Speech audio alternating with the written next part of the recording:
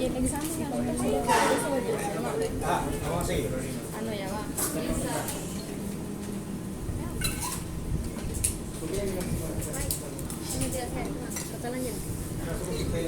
Que me den.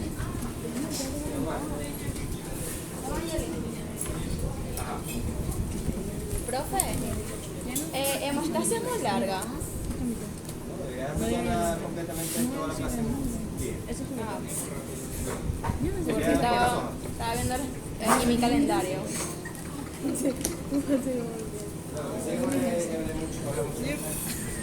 Ya habíamos hablado de la reabsorción.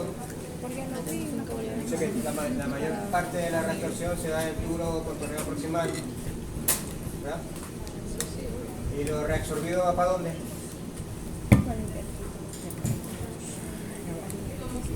¿De dónde? Si yo reabsorbo la glucosa se reabsorbe, por ejemplo, la glucosa se reabsorbe en el tubo contorneo proximal, ¿hacia dónde cae?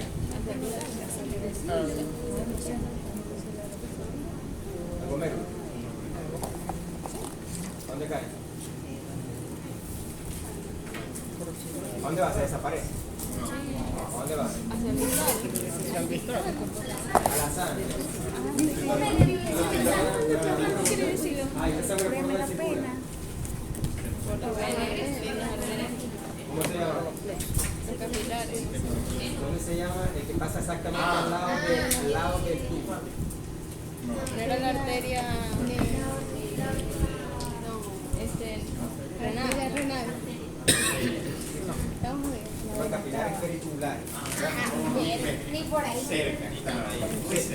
Lo reabsorbido pasa del túbulo contorneo proximal, se reabsorbe por las paredes, ¿verdad? Y el capilar pericular está en contacto con el túbulo y pasa directo del túbulo, pasa directo a la sangre que pasa por el capilar pericular. ¿Sí? Y si hablamos de secreción, ¿cómo es? Al revés, va de la sangre al tubo, se va del capilar pericular hacia el tubo, porque está secretando hacia el tubo. La absorción va del tubo a la sangre y la secreción va de la sangre al tubo. ¿Sí? Y la filtración va de la sangre al glomero. Ok, ¿qué más dijimos? Que lo que se reabsorbe. Habíamos hablado que la mayoría de las sustancias que se reabsorben tienen que ser transportadas por unos transportadores de membrana. ¿Se acuerdan, verdad? Primera clase de la función parcial, que hay unas proteínas que son transportadoras, que ponen una sustancia, la agarran de un lado y guácata, como hace la de... Agarra la sustancia de un lado y transporta hacia el otro lado. ¿Sí? También habíamos hablado que la mayoría de esos transportadores usan la fuerza del sodio.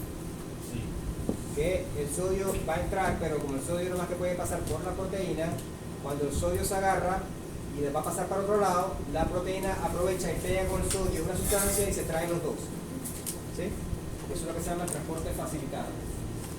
Entonces, el sodio es la fuerza de la potencia de que para que la proteína dé la vuelta de un lado para otro. El sodio entra y cuando va a entrar la proteína se aprovecha, se agarra del sodio y agarra otra sustancia y da la vuelta y pasa la sustancia, la glucosa, por ejemplo, del lado del túbulo lo pasa hacia la sangre.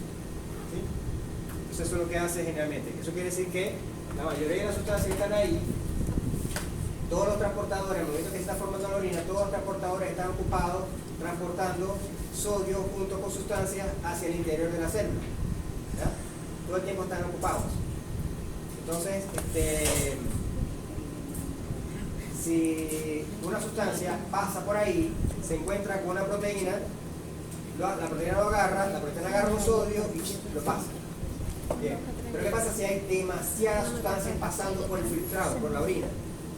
Los transportadores se ocupan todos y algunas se les va a pasar. Y esas sustancias que se pasan, los transportadores no pueden capturar porque están todos ocupados, lo que se llama la saturación, están todos saturados. Entonces, esas sustancias pasan, siguen el camino y aparecen en la orina. Entonces, ¿qué pasa con los diabéticos? Porque a los diabéticos le aparece orina, glucosa en la orina. Porque hay tanta glucosa filtrándose, porque la glucosa está muy alta en la sangre, hay tanta glucosa filtrándose que todos los transportadores se ocupan y la glucosa que sobra, va circulando y termina en la orina. Entonces, eso es lo que se llama cuando el transportador está saturado, lo que se llama el transporte medio. Entonces, una sustancia que está siendo reabsorbida va a ser reabsorbida en la medida de que su transportador no esté saturado. Si el transportador se satura, empieza a aparecer en orina. Si el transportador, hay suficientes transportadores, están relajados, trabajando sin saturarse, todo lo que se encuentre en orina de esa sustancia va a ser reabsorbido. ¿Sí? Ya lo preguntan en el examen. ¿Qué es el transporte medio? Está fácil, está ahí.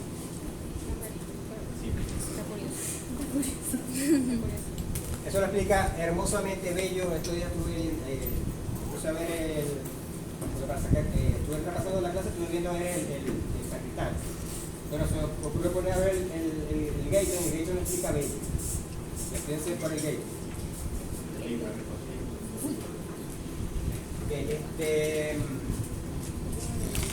Claro, todo está masticado y para que como la gallina que mastica, como la gallina no hace eso.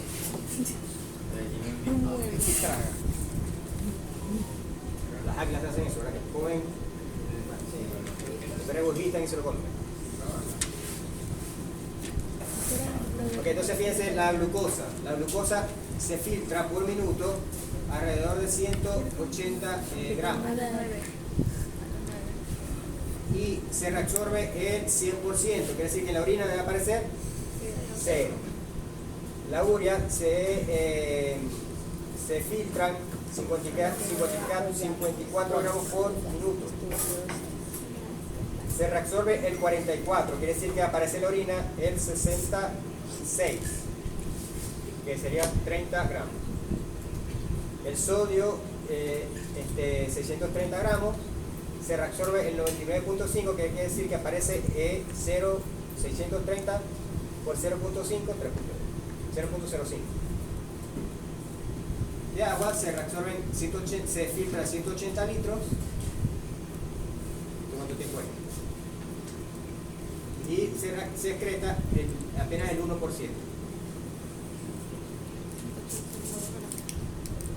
Bien, vamos.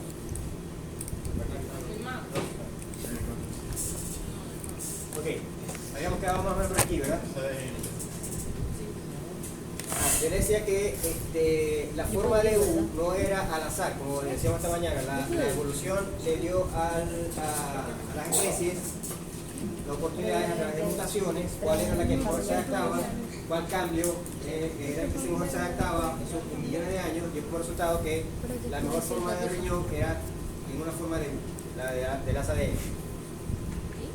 Bien, entonces la forma de U de las ADN es lo que permite que la orina se pueda concentrar, y entonces la especie orine, filtre 180 litros de agua y solamente orine 1. O sea que es capaz de concentrar esa orina. Si no, tuviera que orinar los 180 litros. Imagínate usted orinando 180 litros. O sea, no lo hace, sino que concentra la orina y eso responsable es el asa ADN. Mientras más lejos esté el animal del agua, más asas DN tiene. Acuérdense que hay una asa ADN que son juxtaglomerulares, el glomérulo que tiene las ADN muy largas, y otra que son corticales, que es la ADN cortica. Bien. Mientras más nefronas que tengan asa ADN larga, mientras más lejos esté el animal del agua, más asas de larga tiene. ¿Sí? Un ejemplo, ya dijimos, ¿verdad? El camello es una de las especies que vive más lejos del agua. Entonces, esa especie, los riñones son capaces de concentrar mucho la orina. Mientras que la especie como pudiera ser un castor, pudiera ser una nutria, que viven cerca del agua, nunca le va a hacer falta agua, porque si le falta el agua simplemente se mueren. Esas no tienen casi nefronas de asa larga. Bien. Entonces tiene una forma de U donde la parte que va descendiendo se dirige hacia la médula, luego hace la curva y la parte ascendente se dirige de la médula a la corteza. ¿Sí? Entonces la asa se llama descendente porque va de la médula a la corteza y se llama ascendente porque va de la médula a la corteza. De la corteza a la médula es descendente. Y de la médula a la corteza es ¿Qué le pasa? bien. Ahora sí, ponle pausa y saquen. Lo tengo ahí en la mesa.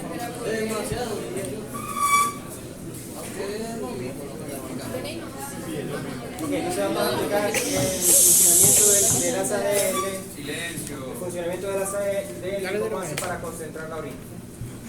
Entonces, esto que está aquí, color claro, yo nunca sé qué color son estas cosas. Una que es rojo, amarillo. ¿Color es? ¿Salmón? Verde, salmón. Es como el vestido que no veía verde. Ajá. Entonces, la corteza, ya sabemos que los glomérulos están en la corteza. Ahora, los glomérulos tienen aquí su arteria eferente y la aferente. Pero del glomérulo se filtra la sangre, todo el plasma pasa para acá, ¿verdad? Para el túbulo contorneado proximal. Aquí se empieza a reabsorber todo. Luego tendríamos la médula, que sería estos dos. Pasa que hay una médula que es como más pegadito a la corteza y la médula más profunda, médula interna. Pero todas las dos son la médula.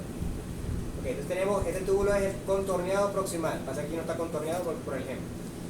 Bien, cuando va pasando por aquí, el fluido plasmático se le va saliendo todo. Toda la glucosa, todos los aminoácidos, todo se va saliendo por aquí. Se está reabsorbiendo. Y va quedando solamente el líquido, otros iones. Aquí estamos viendo una flecha roja que significa que está sacando, el túbulo está sacando sodio y cloro hacia el espacio o hacia el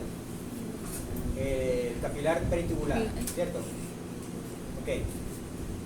Luego, vamos viendo que aquí, esto creciendo, ¿qué es? La osmolaridad, porque la osmolaridad vale 300, ¿verdad? Sí. Esto quiere decir que esto sigue siendo isotónica con el plasma, porque el plasma también tiene una osmolaridad de 300. Entonces, el filtrado sigue siendo parecido al plasma en cuanto a la osmolaridad. Se empieza a descender y pasa algo, va aumentando la osmolaridad. ¿Por qué va aumentando la osmolaridad? Porque va saliéndose el agua y se va concentrando lo que está dentro. Entonces, al estar saliéndose el agua, estando concentrándose lo que está dentro, entonces aumenta la osmolaridad. Por eso que aquí la osmolaridad se pasa de 400 a 600. Pero ¿por qué el agua se sale? Porque el agua va por osmosis de un sitio donde está menos concentrado a donde está menos concentrado, donde está más concentrado. Eso quiere decir que la médula tiene afuera alta concentración de solutos. En la parte intersticial, no tanto en el capilar, sino en la parte intersticial, la médula tiene una alta concentración de solutos. Eso hace que el agua se salga, porque el agua se quita a 600, que significa que debe estar por encima de 600. Entonces el agua va de 600 a lo que esté más, y el agua se va saliendo. Entonces a medida que el agua se va saliendo, cada vez más se va concentrando en el interior del túbulo. Eso va a ser 600, 800, quiere decir que el agua se sigue saliendo. Bien, entonces cada vez que baja más en la médula, más denso, o sea, más concentrada está la situación fuera del túbulo. Ya que se va hacia la médula, hacia abajo, aumenta la osmolaridad, y cada vez que aumenta la osmolaridad hacia abajo, más agua se sale. ¿Sí? Entonces llega un momento que fíjense que la osmolaridad llega a 1000 y por fuera del túbulo está 1200. Obviamente el agua ¿para dónde va? De donde está el 1000 pasa a 1200 la osmolaridad. Es una presión osmótica. Entonces fíjense que esto se pasó de 300, ha llegado a 1000. ¿Sí? Entonces luego de ya 1200 empieza a subir de nuevo, y ahora el agua se va a enfrentar con una parte que está, fíjense que viene 1200, ¿verdad? Ahora se va a encontrar con una parte que está afuera en 600. ¿Qué va a pasar ahora? Debería entrar agua, ¿cierto? Porque ahora el agua estaría más concentrado adentro que afuera. Entonces ahora es lo contrario, el agua debería entrar al tubo. Debería, pero no entra. ¿Por qué no entra? Porque el túbulo se le cierra el agua. Te saliste y ya no vuelve a entrar.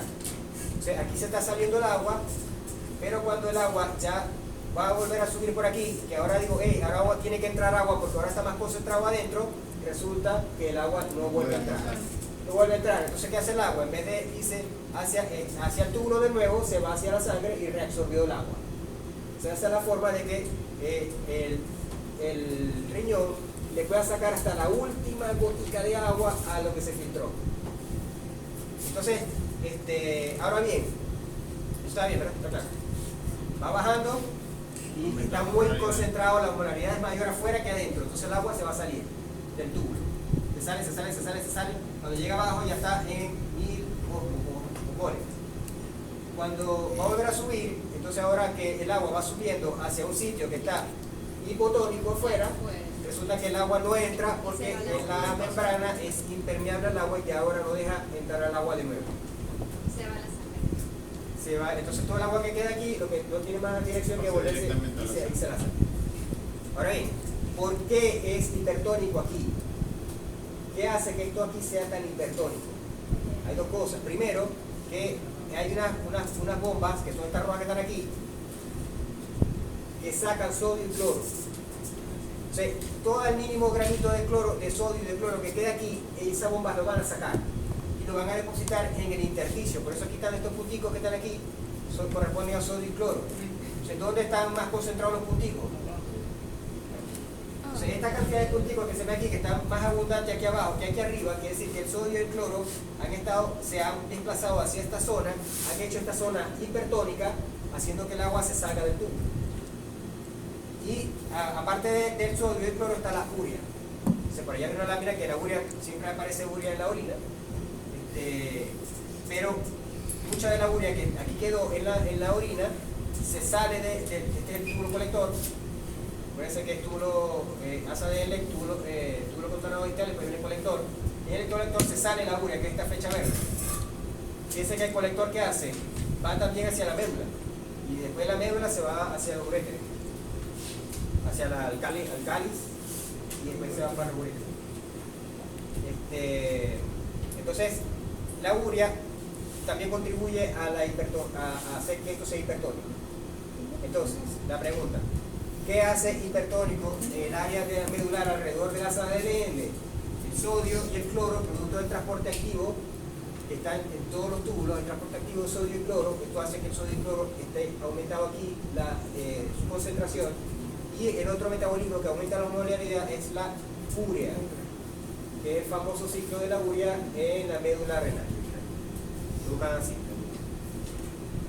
Entonces, ¿qué hace esto? Que al ser esto tan hipertónico, todo lo que sea agua va a salir. Y luego, después después la molaridad ya aquí vuelve a bajar, ¿verdad? Estamos en 1200, aquí va a 600. ¿Por qué baja? Porque estamos sacando el sodio y el cloro, y al sacarle los solutos, el agua va a quedar sola y el agua baja la osmolaridad. Y entonces la orina se vuelve a ser hipotónica cuando lleguemos al túbulo contorneado distal, porque ya le han sacado todo. Eso solamente queda agua, y el agua, porque no se puede salir, sí se puede salir, pero ya vamos a ver por qué. En este caso, no se puede salir, el agua queda hipotónica. Sí se puede salir, pero es en forma controlada, dependiendo de las necesidades de agua del cuerpo. O sea, si el cuerpo, si el individuo, en este caso cualquier individuo, está deshidratado, aparte del agua que le sacó aquí, el túbulo contorneado también va a sacar lo que le faltaba de agua, se lo va a sacar, porque el cuerpo está deshidratado. Si el cuerpo está deshidratado, es lo lógico, que no se pierda ni una más gota de agua en el túbulo colector. Entonces, en el túbulo colector y en el túbulo contorneado distal también se empieza a reabsorber agua, porque el animal está deshidratado. Pero ¿qué pasa si es lo contrario? Si estamos en ventarrón y dele, nos vamos a sobrehidratar. ¿Verdad? ¿Qué va a pasar con la sobrehidratación? Va a aumentar la cantidad de agua que tiene el plasma. Si el plasma aumenta la cantidad de agua, por eso la formulita de la clase de vascular, que el volumen afecta la presión. Entonces, si aumenta el volumen, de líquido en el plasma de agua, porque estamos tomando cerveza, aumenta el volumen de plasma, ese volumen de plasma va a aumentar la presión y los varoreceptores, que son los que receptores de la presión, van a detectar ese aumento de presión. ¿Qué hace ese aumento de la presión? El riñón que dice, hey, hay mucha presión, hay mucho líquido. ¿Qué tenemos que hacer? Sacar ese líquido, porque está aumentando la presión sanguínea. Entonces el riñón, en ese caso, termina de bloquear todos los canales de agua que hay aquí, toda el agua que viene por aquí se sale hacia la orina. Entonces cuando están en el mentarrón, van a agarrar todo el baño. ¿Por qué? Porque el riñón lo que está es bloqueando todos estos canales de agua que había por aquí, los termina de cerrar y todo el agua que terminó en el filtrado se va por la orina. Entonces esta parte del túbulo, tanto el túbulo distal como el túbulo colector, la absorción de agua va a depender de qué? De la condición de hidratación de la persona, del individuo. Si hace falta, si el animal está deshidratado, hace falta que se reabsorba hasta la última gota de agua y por lo tanto la orina es más concentrada. Pero al contrario, si hay aumento de la cantidad de agua, está sobrehidratado, entonces el agua se cierran estos canales, el agua no se va a reabsorber nada más, todo el agua cae en la orina y la orina es diluida. Es muy difícil. O sea, la intoxicación por agua es muy difícil. Tienes que tomarte como un momentico, tienes que tomarte una duchaza de. Claro, a menos que te metan un suero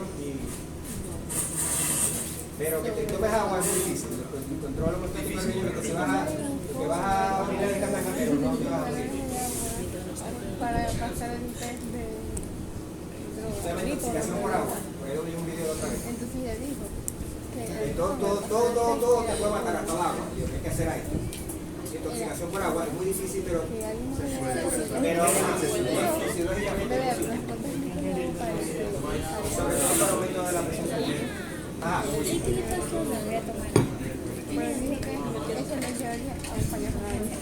Ok, entonces este grafiquito, como les digo, este grafiquito está, ya yo lo pasé, Llegó hasta la ajá, entonces,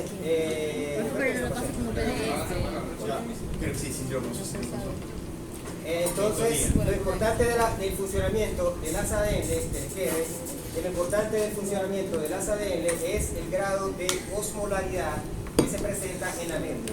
Entonces, bien, van de 300 en el límite con la corteza, llega hasta más de 1000 los osmoles ya en el centro de la mente. 200 como 200. Ok, entonces, ¿qué producto está osmolaridad? A la cantidad de sodio, cloro y urea que se depositan en el intersticio de esta área.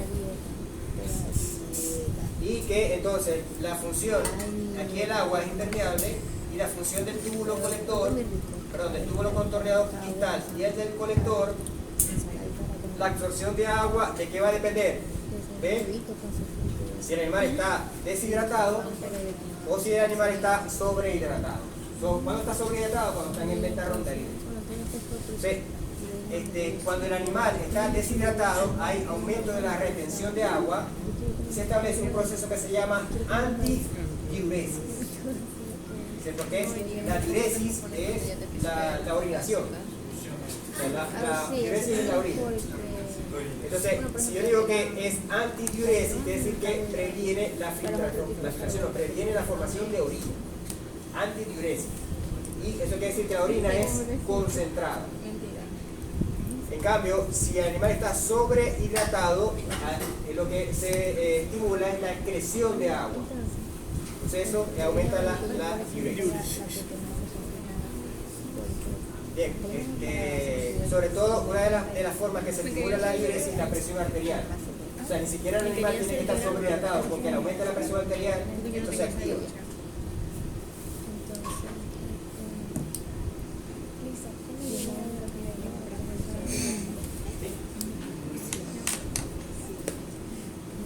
Bueno, otra laminita más para que no se olvide. Baja la asa descendente, la U, la ascendente. Aquí se activa la velocidad del cloro, del sodio y la de la U. Aquí más todavía.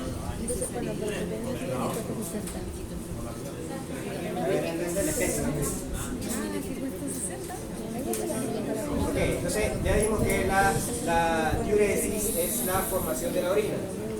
La formación de orina es constante. Todo el tiempo el corazón está lateando, todo el tiempo está produciendo un gasto cardíaco, ¿verdad? Dijimos que cada minuto había un gasto cardíaco, y ese gasto cardíaco iba a todos los circuitos, y uno de los circuitos renal, que es decir que todos los minutos le llega su fracción de gasto cardíaco al riñón, es decir que todos los minutos el riñón está filtrando esa sangre, o sea que es una función constante. Bien, entonces hay hormonas que controlan esa formación de la orina, sustancias que controlan esa formación de la orina.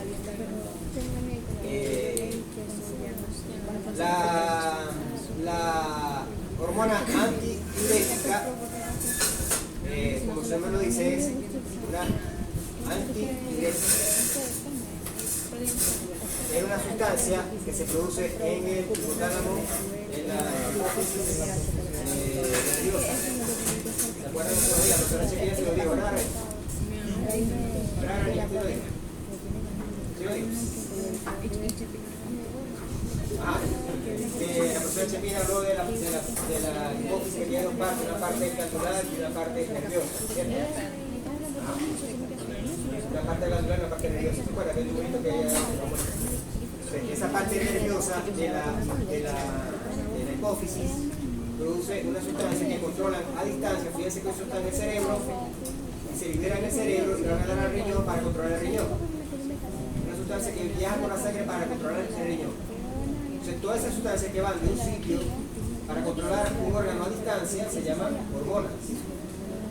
Por eso que se llama una hormona. ¿Sí así? ¿Es una hormona? Una sustancia liberada, excretada, que baja por todo el cuerpo. Por ahí va. Baja por todo el cuerpo. Eso mismo. Entonces, cuando una sustancia se libera en un órgano, muy a grosso modo, eso tiene más aristas, pero eso lo liberan en nutriología. Pero cuando una sustancia se libera en un órgano, y esa sustancia va a la sangre, y viaja por la sangre, llega a un órgano que está lejos, controlando la función de ese órgano, esa sustancia que viajó se llama hormona. Y la ciencia que estudia las hormonas se llama endocrinología. Ustedes verán en endocrinología todo lo que se refiere a las hormonas. En este caso, lo que les interesa saber en este momento es que hay una hormona que se produce en la hipófisis posterior, en la hipófisis nerviosa, que viaja a la sangre, va por toda la sangre, llega al riñón y controla la función del riñón. Esa se llama hormona antidiurética, también se le dice vasopresina.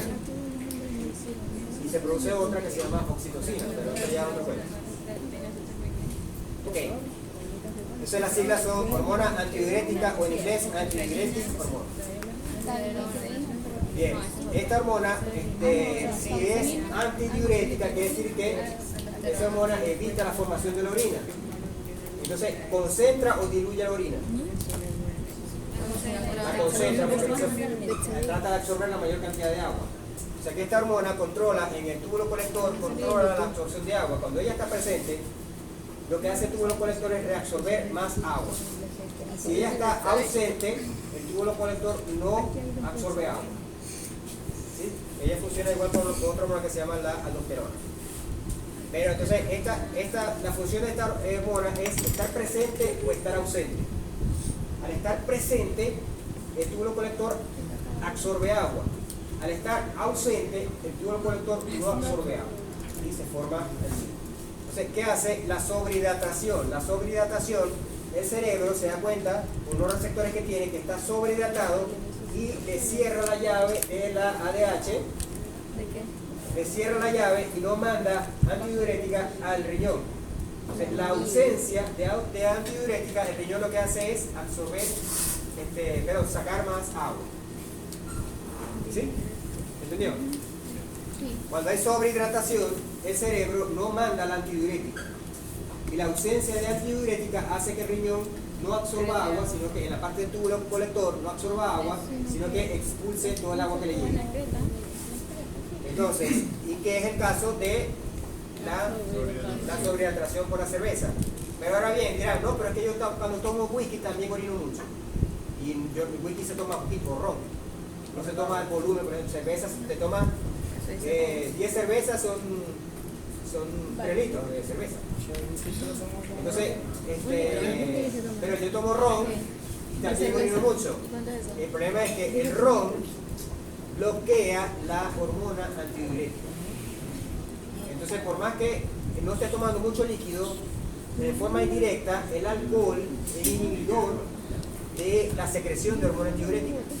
Entonces, cuando nosotros tomamos cerveza es doble, porque tiene la acción de que es mucho volumen de líquido y aparte el alcohol que tiene la cerveza se está bloqueando la hormona antidiurética y por eso que vas a orinar más que por ejemplo como si estuvieras tomando agua sola. Cuando tomas agua sola, la misma cantidad de agua que de cerveza, no te da tanta ganas de orinar el agua sola que la cerveza, porque la cerveza es doble. La cerveza te está dando sobrehidratación, la cerveza te está dando alcohol que inhibe la hormona antidiurética. Okay. La aldosterona es una hormona que se produce en la corteza de la glándula adrenal. Recuerden que la corteza adrenal tiene una corteza, la glándula adrenal, la suprarrenal tiene una corteza y una médula, ¿verdad? En la médula, ¿qué acción tiene? Entonces es una acción simpática, ¿verdad? Porque produce una catecolamina que es la adrenalina. Entonces el simpático estimula la médula adrenal y libera adrenalina. Hay una pregunta del examen que decía ¿por qué la inervación simpática de la adrenal era simpático? Porque la acción allá es de acetilcolina. No, ese Siento es. que todas las partes es adrenérgico, ¿verdad? ¿Por qué ahí no? ¿En qué examen?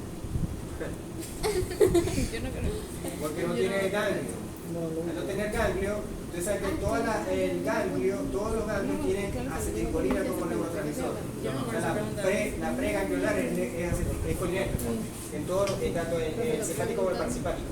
Quiere decir que a la adrenal le llega una preganglionar, no le llega una postganglionar. A ella le llega una preganglionar. Y la preganglionar son colinérgicas.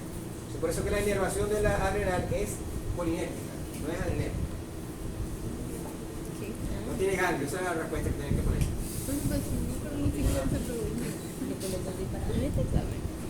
Sí. Ok, esa era la médula. Ahora, esa glándula adrenal también tiene una corteza. La corteza produce esa sustancia que acabo de decir, ¿verdad? Sustancias que están en un órgano, van a la sangre y controlan otro órgano. En este caso no está muy lejos porque la adrenal está ahí cerquita del riñón. La hormona que produce la corteza adrenal se llama aldosterona. Es lo que se llama un mineralocorticoide, es un esteroide. Esta aldosterona, al llegar al túbulo colector, aumenta la reabsorción de sodio y cloro en el túbulo contorneado distal, perdón, no en el colector, en el túbulo contorneado distal. Aumenta la reabsorción de sodio y de cloro y aumenta la excreción de potasio. Cuando aumenta la reabsorción de sodio y cloro a ese nivel, al reabsorber cloro, también se trae una partecita del agua. Y esto es el péptido natriurético auricular, que se pone con el corazón de las aurículas producidas de una sustancia, péptido natriurético auricular. Se hace lo opuesto, quiere decir que esto favorece la diuresis, en cambio este evita la diuresis. La aldosterona el péptido Favorece la diuresis. Ok, entonces vamos a ver cómo es la cosa. Aquí tenemos el riñón, tenemos los túbulos, ¿verdad? El túbulo mérulo filtra el agua y el agua pasa por las ADL y por aquí ya el agua no puede salir hasta que se encuentra con que va a depender de lo que diga la hormona antidiurética. Si la antidiurética dice que sí, se reabsorbe agua. Si no hay antidiurética, entonces el agua no se reabsorbe y sale. ¿Sí? Entonces, ¿cómo se ocurre este sistema? Hay dos formas de que la hormona antidiurética se estimule, porque es antidiurética. Quiere decir que tiene que reabsorber el agua, ¿verdad? Tiene que evitar a toda costa que el agua se vaya. ¿Cuándo eso es posible? Cuando el animal está deshidratado, ¿cierto? Si el animal está deshidratado, ¿qué va en la función del riñón? Tratar de evitar lo mínimo, que se pierda lo mínimo de agua. Va a tratar de reabsorber la máxima cantidad de agua, pero el animal está deshidratado. ¿quién está funcionando? La antidiurética. Está funcionando porque es antidiurética. Ok, ¿cómo se activa la antidiurética? Porque cuando el animal está deshidratado, la osmolaridad del plasma sube. No tiene agua, la osmolaridad del plasma era 300, se sube a 320, 340, esa osmolaridad va subiendo y eso lo detecta el cerebro. Entonces cuando la osmolaridad sube, o la cantidad de sodio que también sube, se detecta a través de estos hormonoreceptores, en el cerebro envía la hormona antidiurética. Esto hace que se reabsorba agua y hace que se diluya el plasma. ¿Sí? No es difícil, ¿no? Aquí en este caso el animal está deshidratado. Y si el animal está sobrehidratado, o nosotros estamos sobrehidratados, va a pasar lo contrario. La osmolaridad del plasma baja. Hay mucha agua. Entonces el plasma de 300 empieza a bajar, 280, 270, la osmolaridad del plasma empieza a bajar. Entonces, ¿qué quiere el cerebro al darse cuenta? Tengo que botar agua, porque el plasma se me está diluyendo. Tengo que botar agua. Quiere decir que hay una Inhibe, diuresis. hay la diuresis. Entonces, inhibe la hormona de crecimiento, perdón, la hormona antidiurética y baja la reabsorción de agua y por lo tanto se concentra el sodio en el plasma.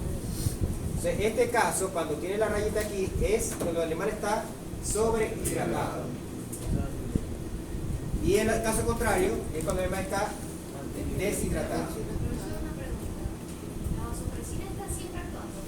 Todo el tiempo está actuando como si no orinara.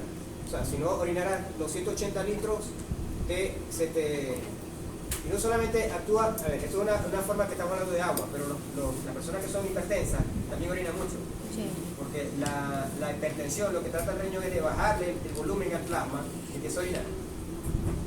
Bueno, de hecho, las pastillitas para el control de la presión traen diurético. O sea, eso es un equilibrio. Acuérdense lo que se llama la homeostasis. ¿Se acuerdan de la palabrita esa? O sea, todas las sustancias del cuerpo tienen que estar en un equilibrio. Entonces, la filtración de la orina tiene un equilibrio en condiciones normales y eso está controlado. El cerebro va mandando antidiurética, la deja de mandar, va mandando, deja de mandar, así para controlar siempre la osmolaridad del plasma y la osmolaridad de la orina.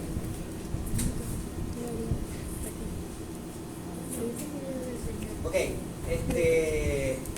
cuando el animal está deshidratado, hay una, aparte que estamos hablando de que el animal está deshidratado, el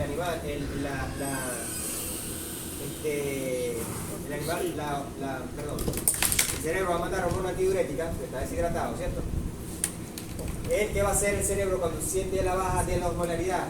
Va a producir una sensación de sed, una sensación nerviosa.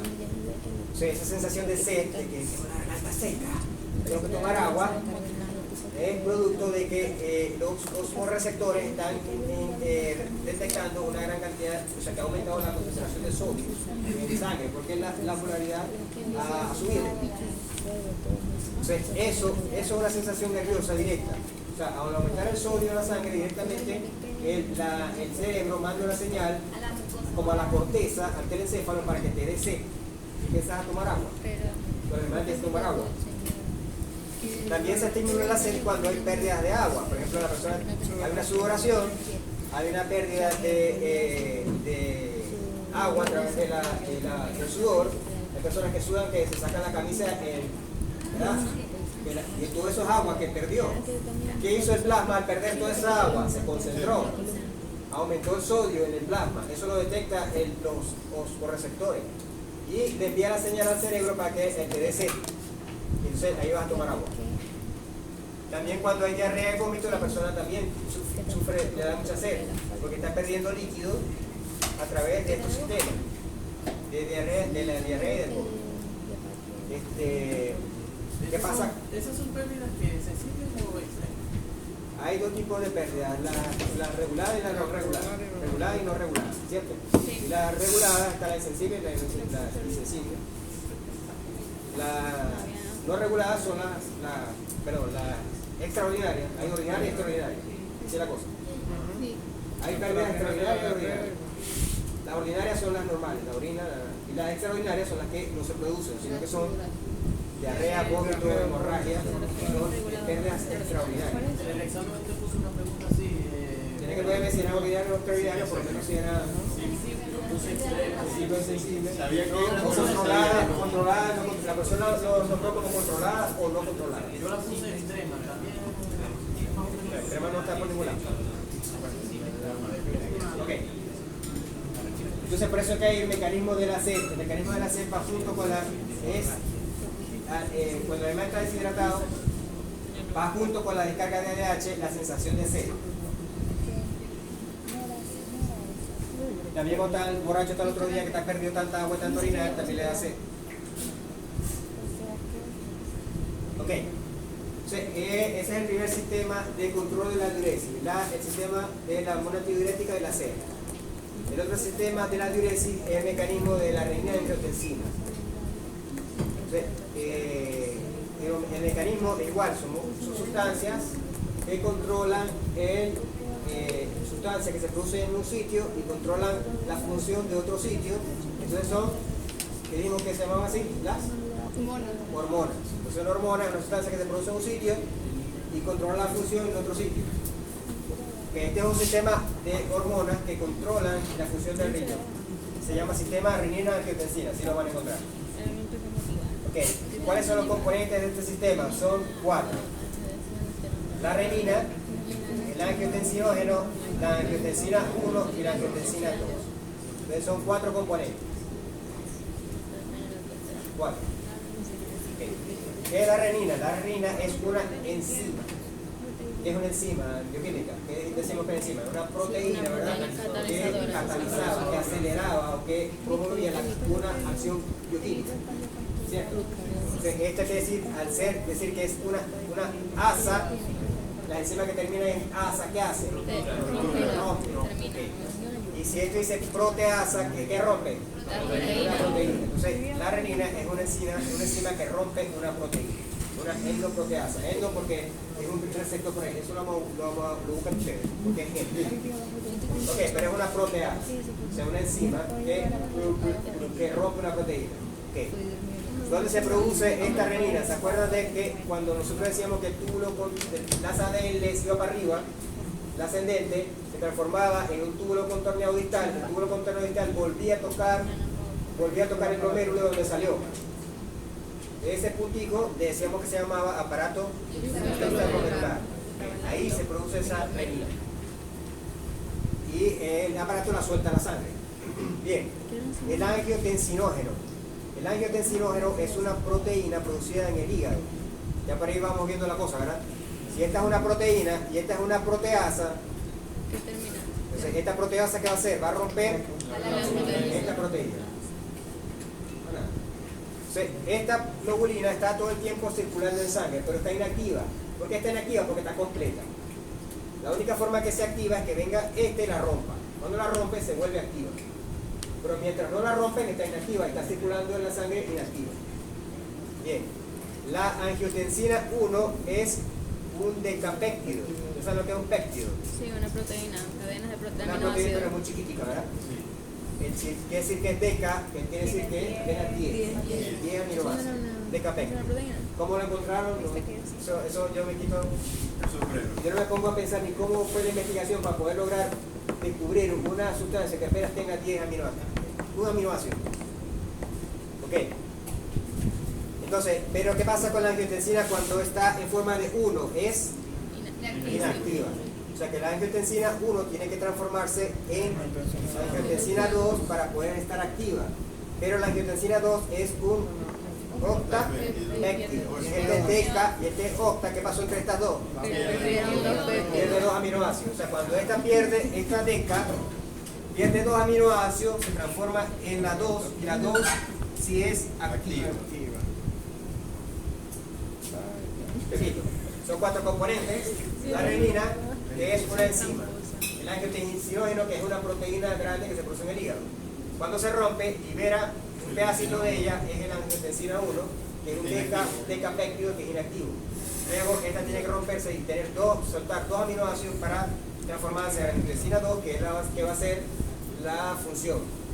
Tiene muchos pasos, pero es para evitar errores en la funcionabilidad. Profe. Para eso, cuando un sustantivo tiene muchos pasos, es para evitar errores. A mí me dijeron que el angiotensinógeno era un simógeno, ¿eso es verdad? Simógeno, ¿qué será eso? No sé, me dijeron que era una enzima, que un simógeno era una enzima Simógeno desactivada. es una acción donde va a actuar una enzima. Me dijeron que era una enzima desactivada, no sé si, o sea, por eso, nunca lo había escuchado. Ok, entonces, Gracias. ¿cómo se activa el sistema? El sistema es un sistema de 4 pasos, ¿verdad? 4 componentes. Ok, ¿cómo se activa? Se supone que los activadores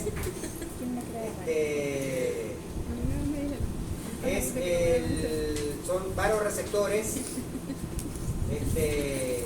Varoreceptores son receptores de presión y quimioreceptores son receptores de alta presión, de sustancias, quimioreceptores, se detectan nivel de sustancia. En este caso va a detectar nivel de sodio y de cloro. Bien, hay unos receptores en las carótidas, ¿verdad? En las hormonas, en las carótidas, las que van para la cabeza, que detectan cuando la bulimia está baja, quiere decir que hay baja presión, quiere decir que el animal está deshidratado. El varoreceptor renal es un receptor que está en la, que también cuando es varo es que Es de presión. es de presión. Este varoreceptor renal está ubicado en la arteria aferente, o sea, ya directamente dentro del riñón, en cada glomérulo hay un receptor de esto que detecta entonces también el nivel de sodio y de presión, y aquí está el quimioreceptor de la mácula densa, que también está en el complejo yuctaglomerular, que si detecta, como es quimio, detecta sodio. Estos varos detectan presión y estos quimios detectan sodio. Entonces, estos activadores lo que detectan es cuando hay cambios en la presión arterial y también en el sodio. Bien, entonces el sistema funciona más o menos así. Como dije, el hígado todo el tiempo está mandando el angiotensinógeno a la sangre. Todo el tiempo lo está mandando. O sea que está circulando todo el tiempo como angiotensinógeno. Y luego manda la Bien, rellena. entonces el riñón, el sistema yuctaglomerular manda la renina, que la renina decimos que era una enzima. Entonces, ¿ella qué hace? Rompe el angiotensinógeno y le saca este pedacito que tiene ¿cuántos aminoácidos? 10, ¿no? 10. ¿Verdad? Que sería la angiotensina 1. Y esto se va a reciclar. Entonces, tiene este pedacito, pero todavía está inactivo. No es inactivo totalmente, pero sí. Tiene que liberar dos aminoácidos para... Entonces, cuando la sangre, esto va circulando así como decapéptido, cuando pasa por los pulmones, cuando está en la sangre, va a pasar por los pulmones, en el endotelio de los pulmones hay otra enzima, que se llama enzima convertidora, que entonces es la que se va a encargar de soltarle los otros dos aminoácidos. No, bueno, en español, en inglés, en español acá. Entonces, esta enzima convertidora que está en los pulmones, también está en el riñón, le termina de sacar el pedacito de dos aminoácidos y queda un octapéptido que es la angiotensina 2, que es la activa.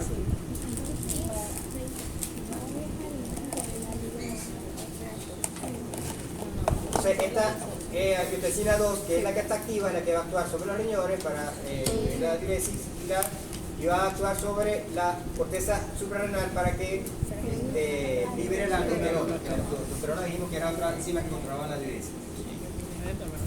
A ver, más o menos cómo es esto.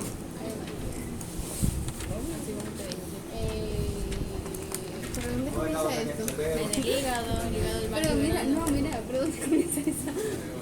Cuando Estaba muy raro. Eso está chévere. Hay otra más fácil. Es verdad, así como que... Yo creo que la primera. pasando las diapositivas como si fuera ahí. Entonces, a ver, baja el sodio. el hígado libera la angiotensina. Dice que baja el sodio, hay poco sodio en la sangre. Y sube el sodio. Si sube el sodio, hay un momento está deshidratado. ¿Sí, verdad? Sí. Sube el sodio, está deshidratado. La angiotensina va. Es que eso es un... Si baja el sodio, se libera el angiotensina se transforma en angiotensina 1, la angiotensina 1 se transforma en angiotensina 2, la angiotensina 2 va a la glándula, a la corteza de la glándula suprarrenal para liberar aldosterona. La aldosterona entonces hace que se retenga el sodio y aumenta el sodio en la sangre. Y hace que aumente la presión arterial. O sea que esto cuando baja la caída de la presión arterial.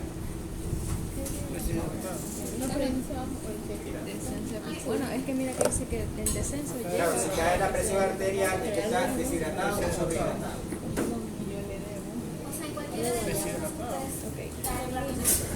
Si la presión arterial cae,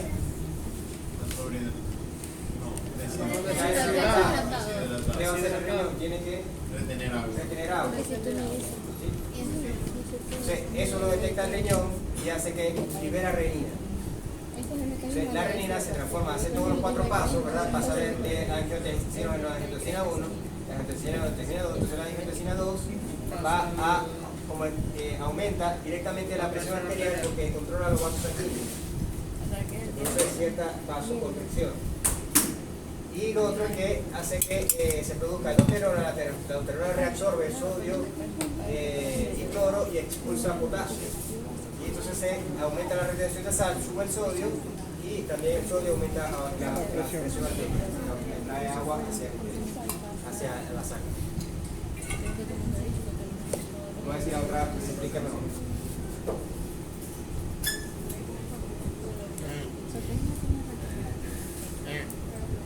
Bueno, esta está en inglés. Eso que no encontré. Suerte. Ah, sí, excelente. No encontré una que tuviese aquí. Que me lo puso. Esa está buena que pongan aquí, pero está mejor. Okay. Hay disminución de la formación de orina, quiere decir que hay poco plasma filtrándose. No lo escondáis. O sea, al haber poco plasma filtrándose, quiere decir que el animal está deshidratado.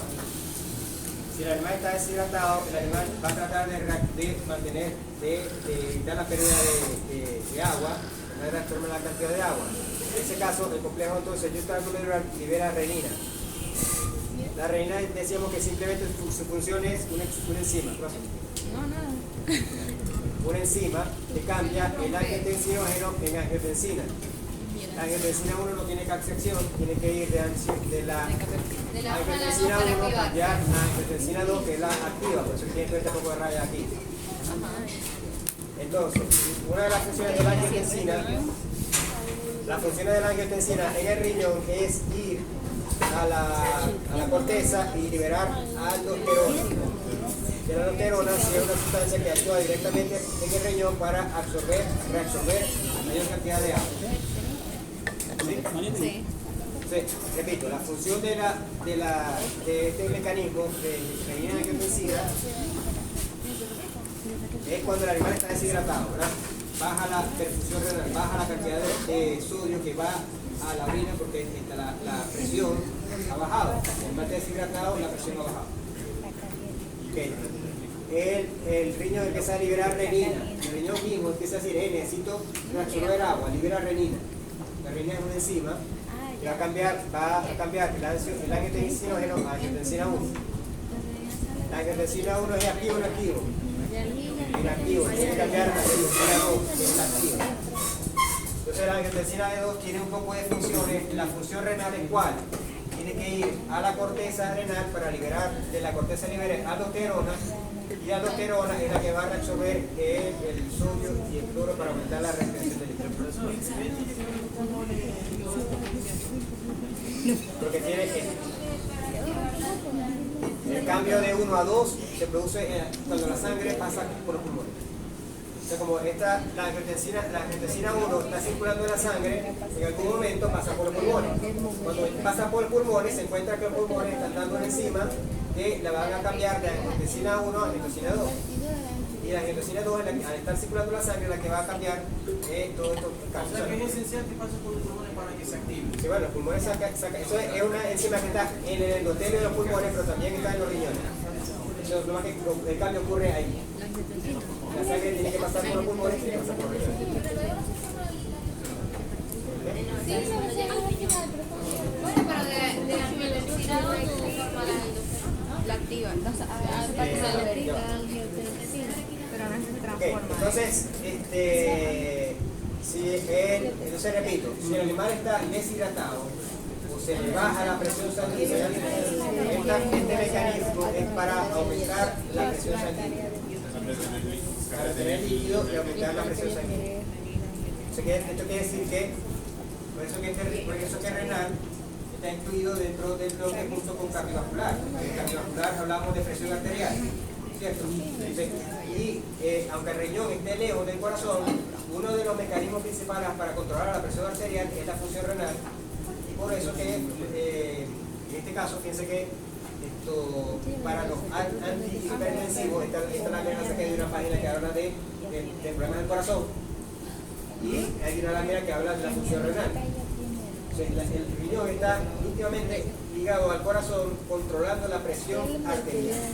De la función renal no solamente forma la orina y tal, sino que el riñón también controla la presión arterial, la presión sanguínea.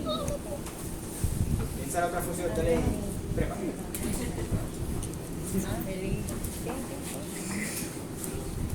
Ok, el natriurético es lo contrario. El corazón se da cuenta de que ha aumentado la presión. Entonces, quiere decir que si ha aumentado la presión, tiene que aumentar la cantidad de orina para tratar de bajar el nivel de plasma. Eso lo que hace es que aumenta la presión en el riñón para que haya más filtrado y haya más diuresis. La triuresis es porque es una diuresis combinada con natrio. Con sodio y Con la sodio. expulsión. Entonces, es una diuresis estimulada por excreción de sodio. Entonces, por eso que se llama pectio natriurético. Controla la excreción de sodio y por lo tanto controla la diuresis. Y inhibe la renina, que es lo que estamos viendo anteriormente. Entonces, este sistema lo que hace es lo contrario, cuando aumenta la presión. A ver. Ok, bueno, entonces aquí están algunas funciones. A través de la angiotensina 2, a través de la aldosterona. La aldosterona entonces controla, aumenta la absorción de sodio. Cuando al reabsorber sodio también reabsorbe agua y aumenta la secreción de potasio. Bueno, aquí la angiotensina 2 también tiene función en el túbulo proximal, haciendo lo mismo, pero lo que excreta es hidrogenio.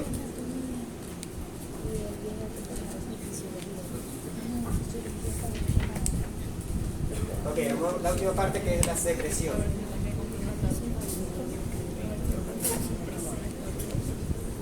La secreción. Entonces ya vimos la formación de la orina. Comienza con ¿qué? Con la filtración. Cuando pasa, después de filtrar, pasa por los túbulos, empieza la reabsorción. En la reabsorción está incluido ¿qué? Todos los solutos, ¿verdad? Pero hay una parte de la reabsorción que ayuda a controlar la presión, que es la reabsorción de agua, sodio, cloro, potasio. Bien. Ahora viene la secreción.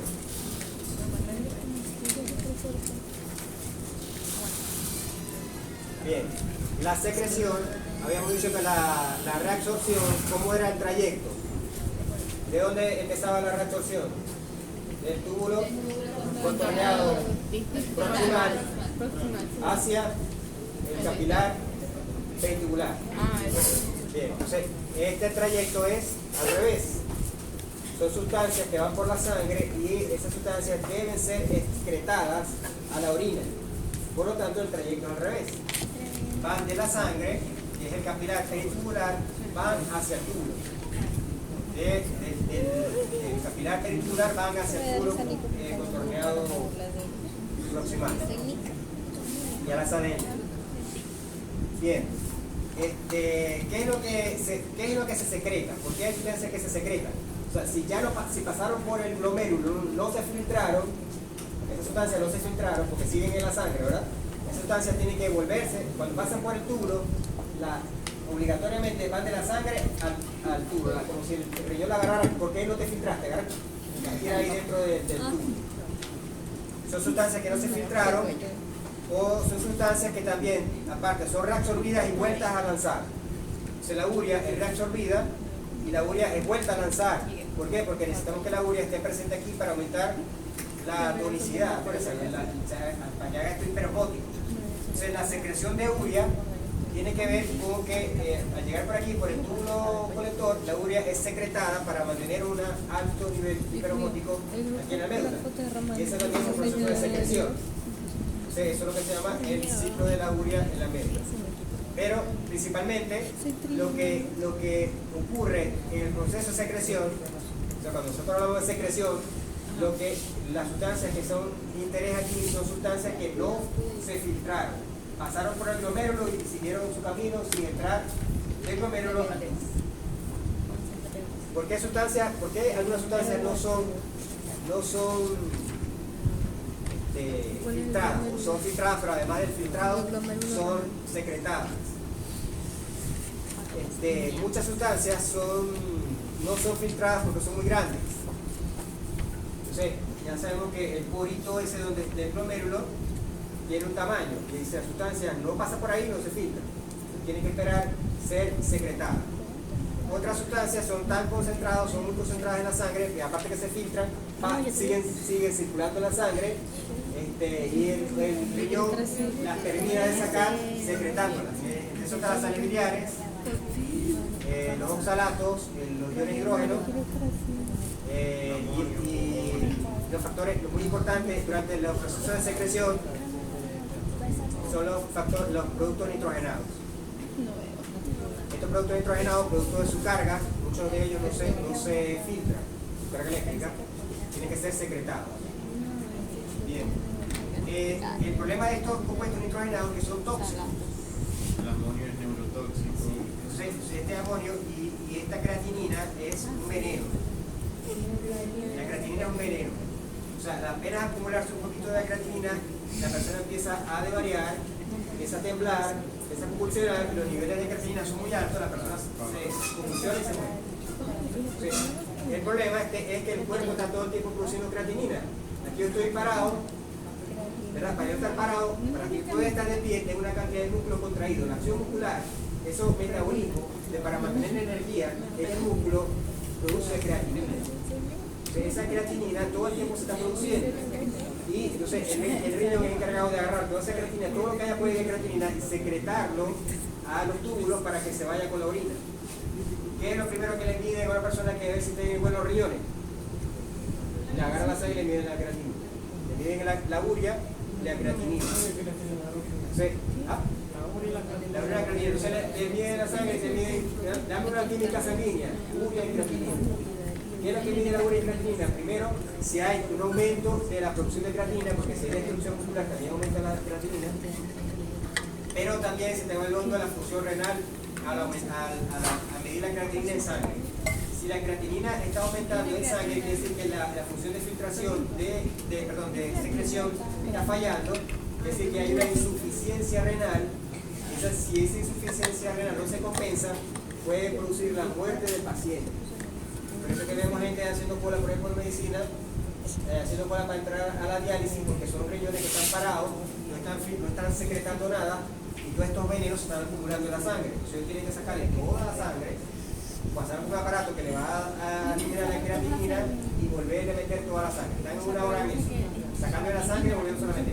Un aparato le hace las veces de riñón. Entonces, los oxalatos, ahí también parte del metabolismo produce oxalatos. No se acuerdan del oxalato. De condensa el acetil-CoA y el ciclo de Krebs, o sea que el cuerpo produce también sus oxalatos.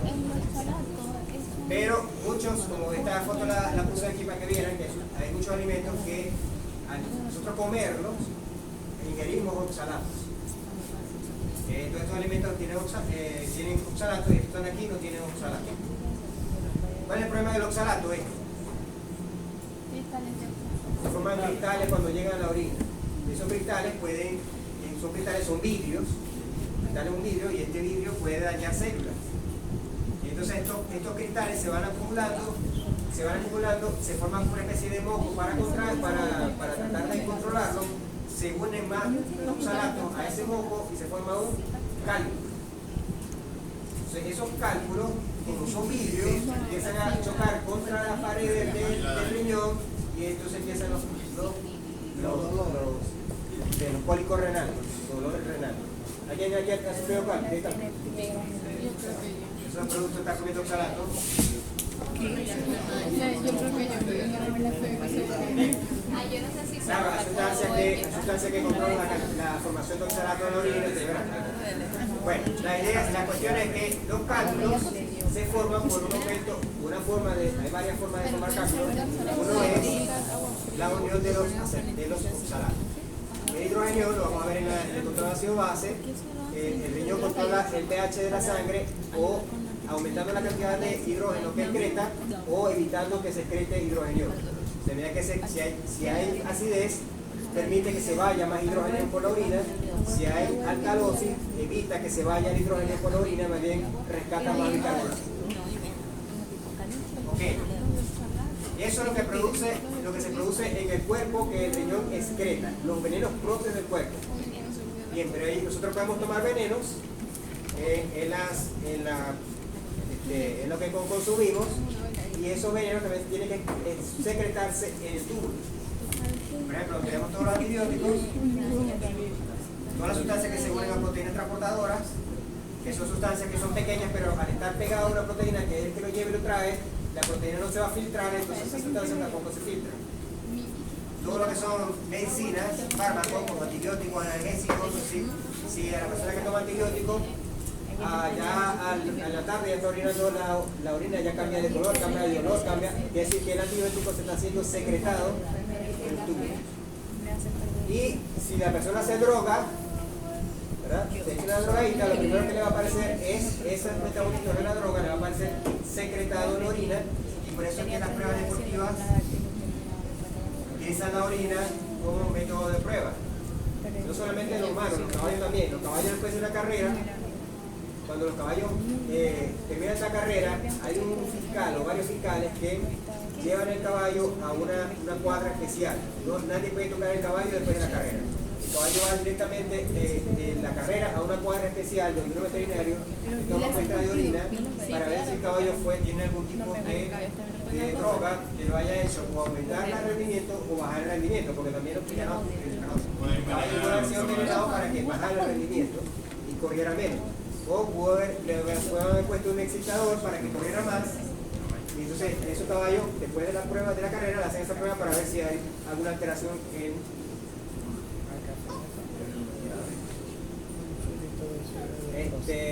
Bueno, esto cómo funciona el oxalato. Esto lo en la lámina. Este es el Cuniga. También está digital por ahí. Entonces, aquí está por paso. El paso 1, el 2, el 3, hasta el 3.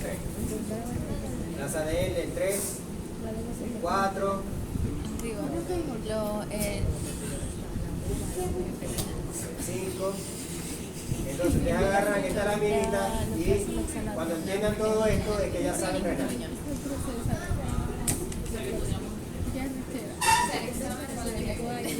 Pues esta lámina es para que sepan de que todas estas secciones de lo que hemos hablado ahorita, en cada sección del túbulo hay un fármaco que lo altera. Entonces fíjense que aquí tenemos la acetona, los lactatos, la chiacida, la furosemida. La furosemida lo que hace es que inhibe la reabsorción del sodio y cloro aquí, o sea, bloquea la bomba. Por eso que la furosemida es diurética. La furosemida, al evitar que saca el sodio, hace que el agua sea lo que él hace, que es aumentar la osmolaridad, baja y por lo tanto se expulsa más agua. Por eso que la furosemida es diurética. Y aquí hay otros compuestos que son, o sea, esta lámina para que vean que toda la fisiología tiene una parte farmacológica aplicada, entonces en algún momento se lo tendrán que aplicar a un paciente. Eso es técnicamente fisiología. Claro, que vaya a poner vacunas y limpiar oídos, no tiene que aprender. Bueno, esto como la función renal se prueba.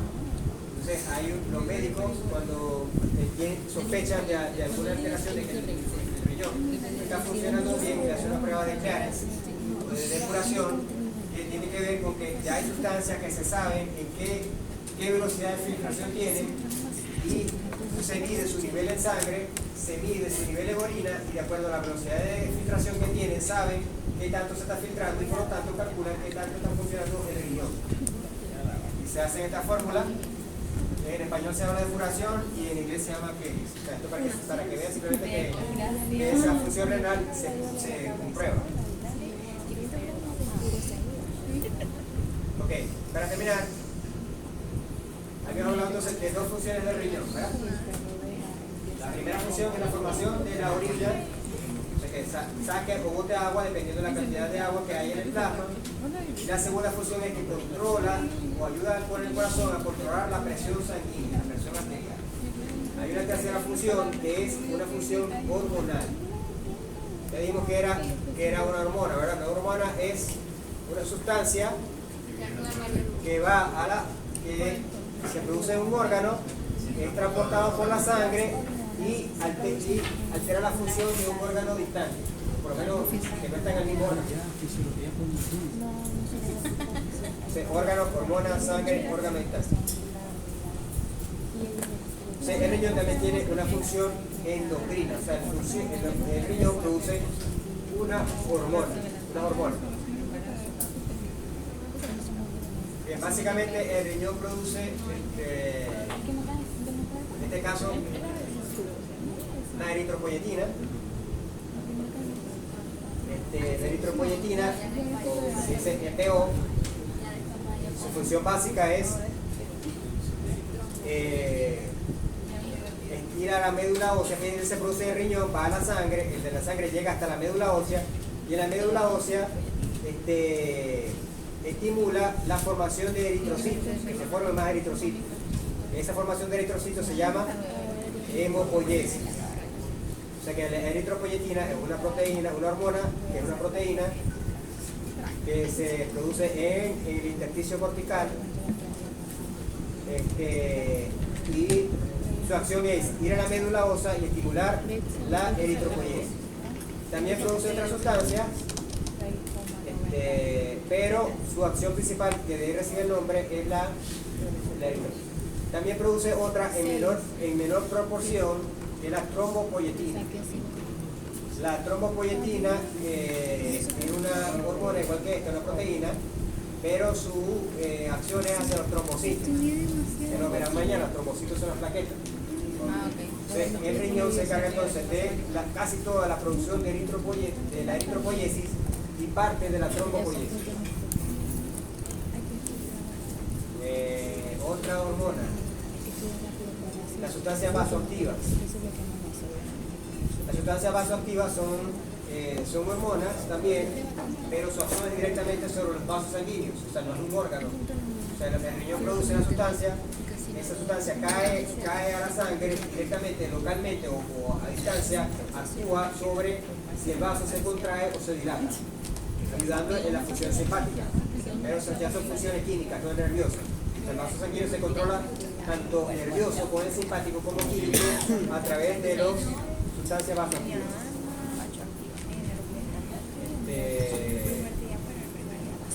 ¿Qué pasa? Que estas sustancias vasoactivas son icosanoides. Los icosanoides son unas sustancias grasas que están formando parte de la membrana. Parece que la membrana plasmática de todas las células es una membrana lipídica, ¿se acuerdan, verdad? Tiene fosfolípidos, pero no solamente tiene fosfolípidos, tiene otros líquidos flotando, que es el colesterol, y también tiene los icosanoides. De ahí, de esos icosanoides, se liberan esas sustancias y esas sustancias van a la sangre y controlan los vasos sanguíneos. Por ejemplo, un vaso sanguíneo puede hacerse un capilar puede hacerse más permeable por la acción de un icosanoide de estos y hacer que se filtre más líquido y provocar un edema. O sea que si yo tengo, después que un zancudo, se me forma una bolita donde me el zancudo, ese edema que se produjo tuvo que ver muchas de esas sustancias al provocar cambios vasculares en ese sitio para que se produzca un mini edema. Ok. Entonces, esas sustancias controlan el flujo sanguíneo renal. en el glomérulo. Acuérdense que hay una arteria que entra y una arteria que sale. Y ese flujo sanguíneo se controla a través de esta sustancia. También controlan el filtrado.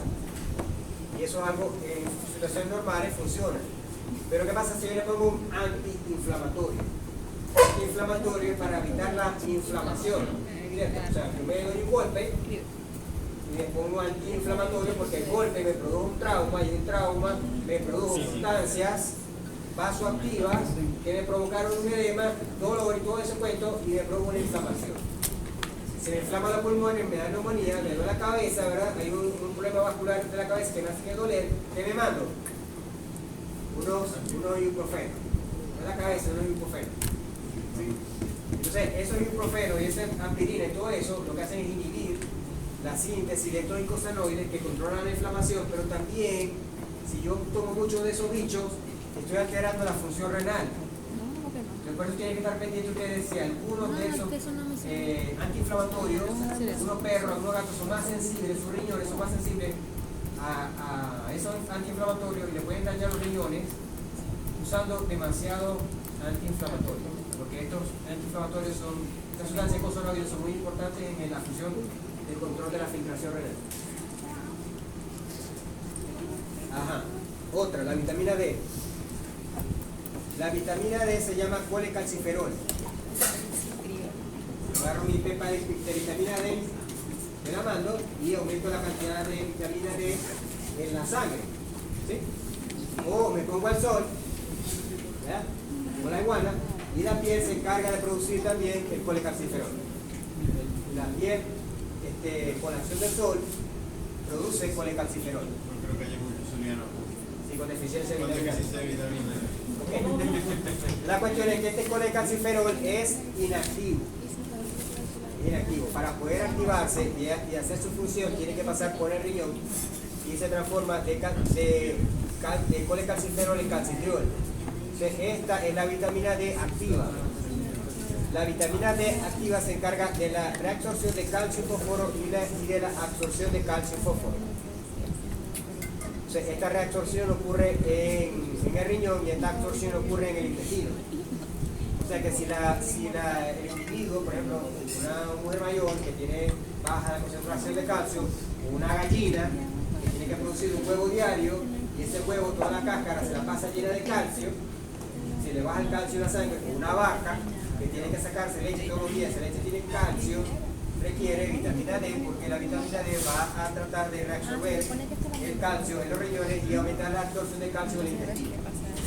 ¿Sí? Y son funciones renales. Bueno, esto es un gato. Yo creo que antes había una de acá. Pero tenía después, ¿no? Ajá. Ok, tenemos, luego que la orina se ha formado, cae en los ureteres. De la pelvis renal a los ureteres. El ureter o ureter son unos túbulos que trabajan con presión.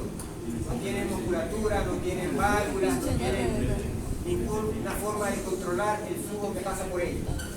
Cuando aumenta la formación de orina, aumenta la presión en la pelvis renal, el aumento de la presión en la pelvis renal hace que aumente la presión en el uréter y la orina circula por el uréter que llega a la vejiga. Porque no hay una musculatura que empuje la orina hasta la vejiga. O sea que es simplemente por la presión de la orina que llega desde la pelvis renal. Las uréteres caen en la vejiga, la abertura de los uréteres cambia por especie, generalmente están ubicadas en el cuello. Acuérdense que la vejiga, por anatomía, tienen un cuello y tienen un borde, un vértice, una punta. Ok, entonces esta vejiga si se dilata, se va dilatando, va aumentando la presión. A medida que aumenta la presión, cuando se aumenta la presión, la vejiga tiene dos esfínteres. Cuando aumenta la presión, el cerebro le manda una señal nerviosa al cerebro para que el cerebro te dé ganas de orinar. Entonces de ahí la orina, cuando se da ganas de orinar, hay un impulso para que se vacíe la vejiga y sale por la uretra, que hay dos tipos de uretra, ¿verdad? La uretra masculina y la uretra femenina. La uretra masculina, claro, el gato no se ve tanta la diferencia porque el gato, la uretra masculina es prácticamente igual que la uretra femenina. Porque el gato tiene el pene en la región anal, o sea, en la perineal. O sea, que tiene los testículos y al lado de los testículos sale el pene, el gato. En cambio el perro de otras especies, la uretra peniana, tiene que dar la vuelta aquí, ¿verdad? Por aquí, y vaciarse hasta la región umbilical, que es donde está la abertura peniana de la uretra. Entonces, por eso se dice que la uretra peniana la uretra del macho es más larga porque tiene esa porción peniana de la uretra que no tiene la hembra. La hembra va directamente del cuello de la vejiga a la vulva y la porción de uretra pelviana es corta. O sea, pelviana ya sale afuera. En cambio el macho tiene la pelviana y después tiene la peniana. Bien, eso tiene unas complicaciones porque los gatos, o bueno, la mayoría de las especies, el gato por ejemplo, esta porción de la uretra es muy fina. De hecho, el pene del gato es muy chiquito. Y si aquí viene un oxalato pegado con moco, ¿qué va a pasar ahí? Entonces ahí es donde está el famoso FUS, que le da los baños. El FUS, que es la urinaria.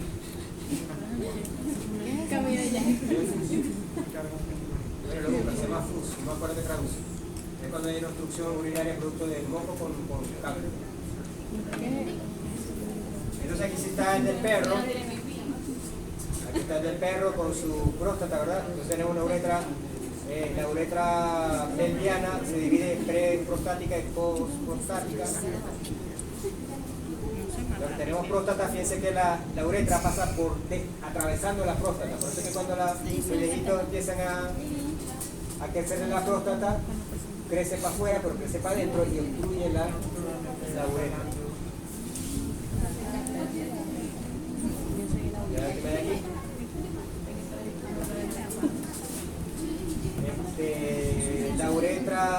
La orina es considerada estéril. Porque si yo tengo bacterias en la orina, se sospecha de que hay una infección en algún tramo del tracto urinario, sobre todo en la vejiga, que se llama cistitis. Ok, esto es un dibujo de una vejiga, vamos a poner un esquema.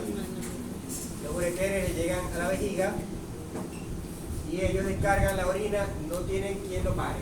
O sea, ellos van descargando, la orina se va produciendo y los uretes van descargando, no tienen ninguna obstrucción. Es más, es tanto así que si la vejiga se aumenta tanto, que la orina puede devolverse para los riñones. Y aumenta la presión de los riñones y entonces todo se trastorna, ¿verdad? O sea, hay personas que se le obstruye, por ejemplo, lo que hablamos de lo que tiene próstata, daño de próstata, que se le obstruye la salida, la vejiga se le crece tanto y ahí la orina se devuelve por los ureteres y daña los riñones. Entonces, por eso es que no se debe aguantar la orina. Porque los ureteres no tienen dirección, o para allá o para acá. En este caso siempre va para acá. La orina, la vejiga, tiene un músculo que se llama músculo no destructor, es destrusor. Destrusor es que el músculo destructor es cuando exprime, como lo que hace ustedes con la esponja, cuando está llena de jabón, ustedes están destruyendo la esponja con jabón. Entonces es un músculo destrusor. Destrusor es cuando comprime un órgano hueco, como la vejiga. Okay, entonces ese músculo destrusor es el que se encarga de que haya la presión sobre la vejiga para que se expulse la orina por la uretra y llegue a la sanitaria.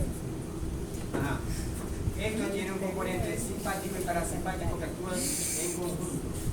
Parasimpático y simpático. Ahí actúan los dos sistemas para controlar la orina, para controlar la salida, para que cuando la vejiga está vacía, para que se llene, y luego para estimular la micción. Ustedes se van a investigar, a lo largo de todo yo, como el mecanismo nervioso de la micción, el mecanismo autónomo de la micción, el reflejo de la micción. Si ustedes lo investigan, yo se lo pregunto.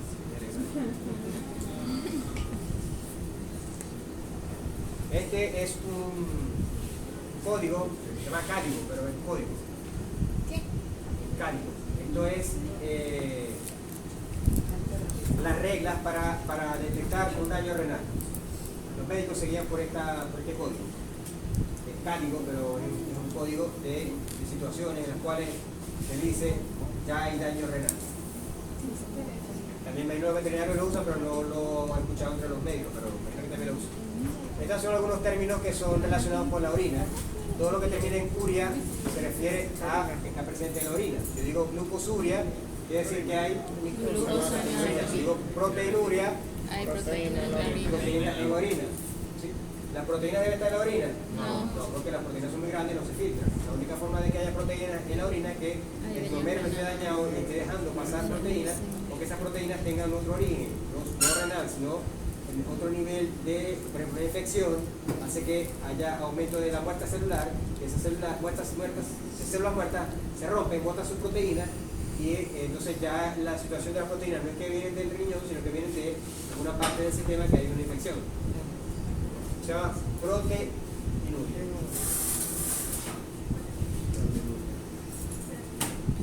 Piuria, ¿a qué se refiere? A los piocitos. ¿Qué son los piocitos? Leucocitos muertos, que es lo que forma la pus. Bacteriuria. Bacteria. Hematuria. Sangre. Sangre. Entonces, la sangre tiene dos formas, ¿no? La sangre, como glóbulo rojo, no estaría en la orina. La única forma de que haya un glóbulo rojo en la orina es que ese glóbulo rojo se haya formado ya en los tractos finales, o en el uréter, o en la vejiga, o en la uretra, para que esté como glóbulo rojo. Porque si el glóbulo rojo se sale del glomérulo, se destruye por la hipertonicidad. Entonces, en ese caso, no encontraríamos glóbulos rojos, sino los componentes del glóbulo rojo, hemoglobina o hemoglobina, básicamente. Es lo que se llama la sangre Coca-Cola. ¿Has escuchado eso? No. Como la de hepatitis también. O la sangre cuando es demasiado orina con la hepatitis. Ahí ustedes van a encontrar, cuando vean parasitología, van a encontrar un signo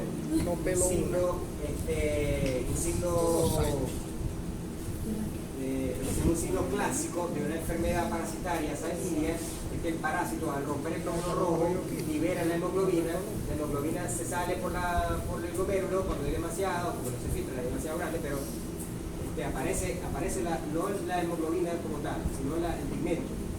El pigmento que acompaña la hemoglobina. Y esto hace que la orina cambie de color. Ese pigmento oscurece la orina, como el mismo pigmento que produce las heces oscuras. Se va por la orina y produce, aunque la orina también tiene sales biliares, por eso es que la orina es amarilla. Entonces, eso lo puedo preguntar en el examen, ¿por qué la orina es amarilla? Si no es de otro color. ¿Por qué la orina es amarilla? Porque se secretan sales biliares, y las sales biliares son las que le dan el color amarillo.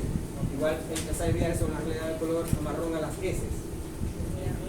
Bien, cuando hay exceso de sales biliares, que hay hemólisis, y esa orina se pone, el color de las heces se pone como marrón. Eso es un signo de enfermedades parasitarias. ¿Hay parasitología? ¿Sí hay eso? La tripanosomiasis y la babesiosis y la... Es una membrana plasmática selectiva. Es una membrana plasmática. Eso se llama... ¿Cómo se llama?